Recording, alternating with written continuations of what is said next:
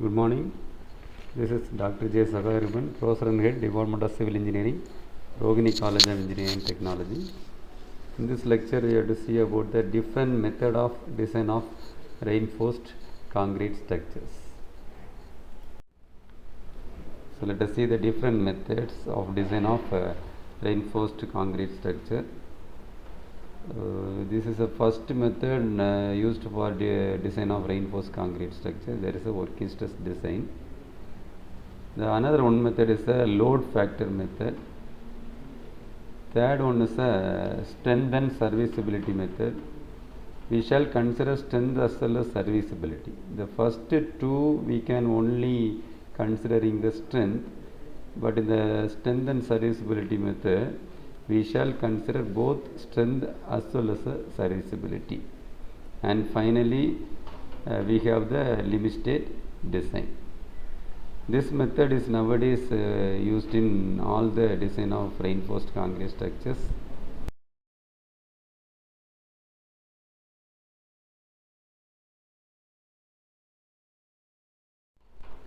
The working stress method is a traditional method of design not only for reinforced concrete but also for a structural steel and timber design.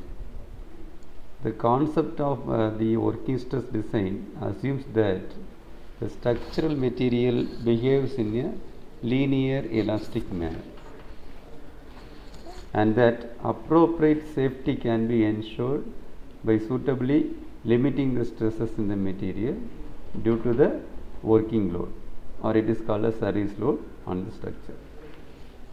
Working stress method also assumes that both the steel reinforcement and concrete act together and are perfectly elastic at all the stages, and hence the modular ratio can be used to determine the stresses in steel as well as concrete.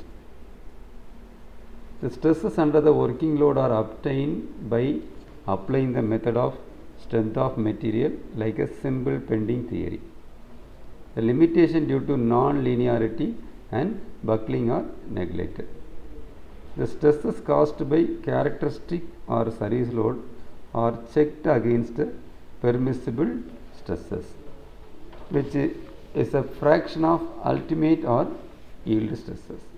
The permissible stress may be defined in terms factor of safety, which take care of overload or other unknown factors.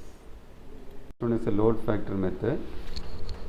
In this method of reinforcement, the section and the working load is estimated from the ultimate strength of the section.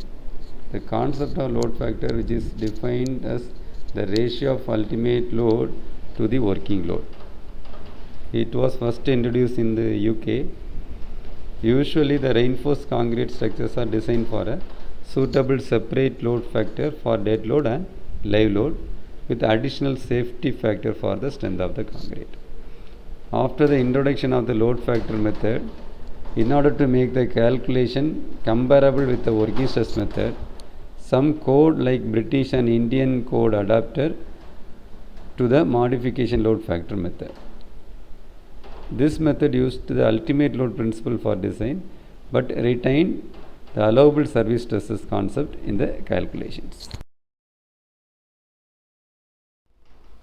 Next one is limit state method. Limit state, it may be due to collapse and limit state due to collapse. That means